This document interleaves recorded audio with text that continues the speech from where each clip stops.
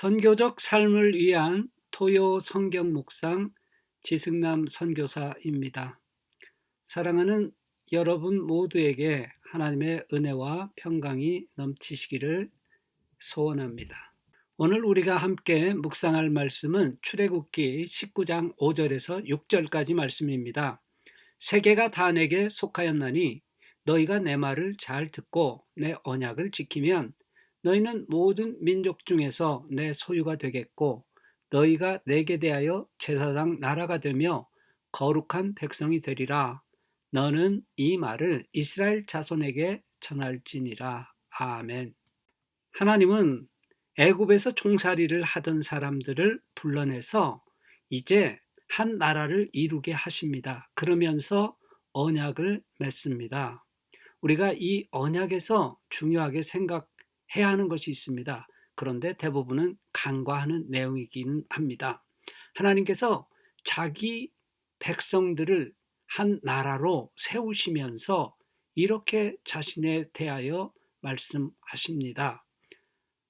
나는 모든 민족의 하나님이라고 선언을 하시죠. 세계가 다 내게 속하였나니, 지금 하나님께서 이스라엘 민족을 한 나라로 세우면서 그 세우는 목적이 모든 민족을 위하여 세운다고 하는 것을 분명하게 말씀하고 있습니다.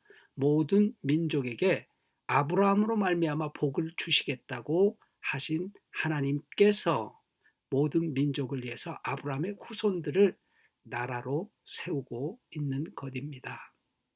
시내산에서 이스라엘 백성과 언약을 맺으면서 하나님은 이스라엘 백성을 자기의 소유로 선포하십니다. 소유라는 히브리어 말은 세굴인데 이것은 가지고 다닐 수 있는 보석과 같은 재산 가치가 있는 것을 이야기합니다. 하나님은 왜 이스라엘 백성을 자기의 보물이라고 말씀하실까요? 구약 신학자 월터 카이즈가 우리에게 좋은 통찰력을 제공합니다. 월터 카이즈에 의하면 하나님께서 이스라엘 백성을 소유라고 말하는 것은 그 가치 있고 소중한 것을 다른 민족에게 줄 수 있기 때문에 선물로 주고 싶어서 이스라엘 백성을 소유라고 표현했다고 하는 것입니다.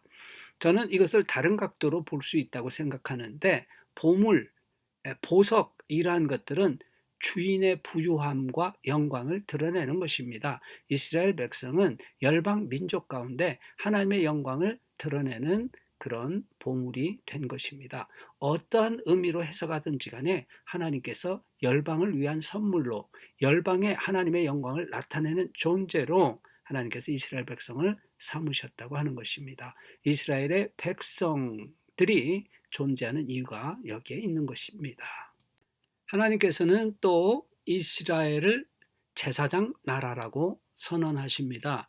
이 제사장 나라라고 하는 말은 굉장히 중요한데요. 제사장 나라는 혼자 그냥 존재하는 그런 나라가 아니라 하나님을 알지 못하는 나라들을 하나님과 화해하도록 하는 중보자로 역할을 감당하게 한다는 것이죠. 그러므로 열방을 위한 그런 나라로 이스라엘을 삼은 것을 우리가 알 수가 있습니다. 제사장 나라, 프리스트 네이션이라고 말할 수 있는데, 이것을 마이클 고힌이라고 하는 선교신학자는 현대적으로 해석해서 선교사 나라라고 이야기를 했습니다. 미셔너리 네이션, 하나님을 선포해서 하나님께 나오도록 그렇게 하는 선교사적 역할을 감당하는 나라라는 것입니다. 하나님은 또 이스라엘 백성이 거룩한 백성이 될 것이라고 말씀하십니다.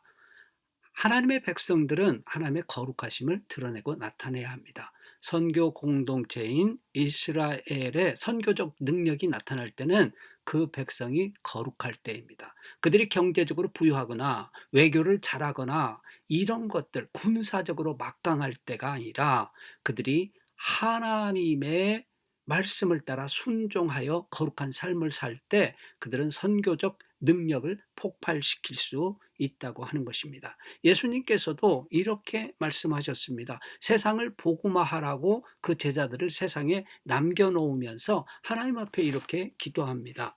내가 세상에 속하지 아니함 같이 그들도 세상에 속하지 아니하였사옵나이다. 그들을 진리로 거룩하게 하옵소서. 아버지의 말씀은 진리니이다.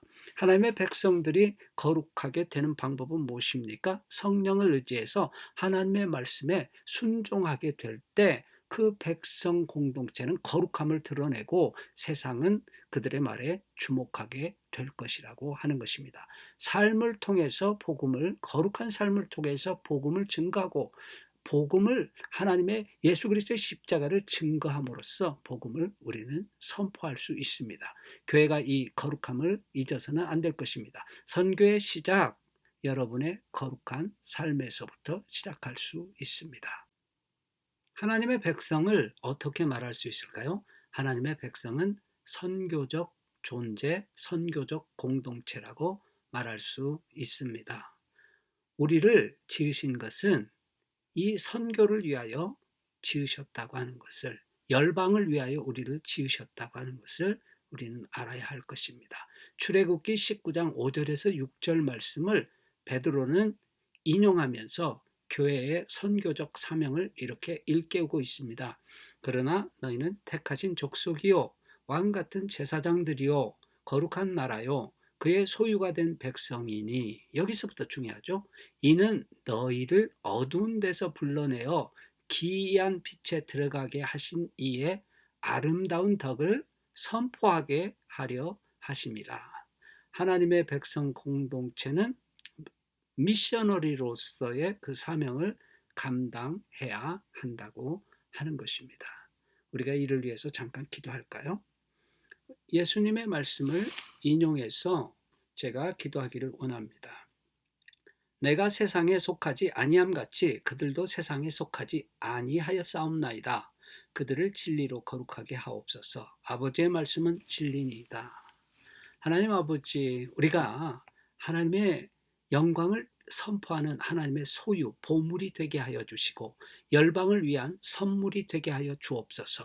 우리가 그런 선교적 힘을 발휘하기 위해서 예수님께서 말씀하신 것처럼 진리의 말씀인 아버지의 말씀을 순종하여 우리의 거룩함을 드러내야 합니다. 지금 교회가 힘을 많이 잃었습니다. 그 거룩함이 사라졌기 때문입니다.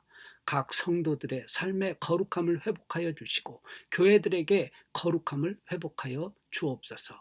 교회 건물의 크기가 자랑이 아니라 거룩함이 정말 하나님 앞에 드려지는 제물이 될 수 있도록 하나님 도와주시고 이로 말미암아 열방이 주께로 돌아오는 놀라운 역사가 있도록 도와주옵소서.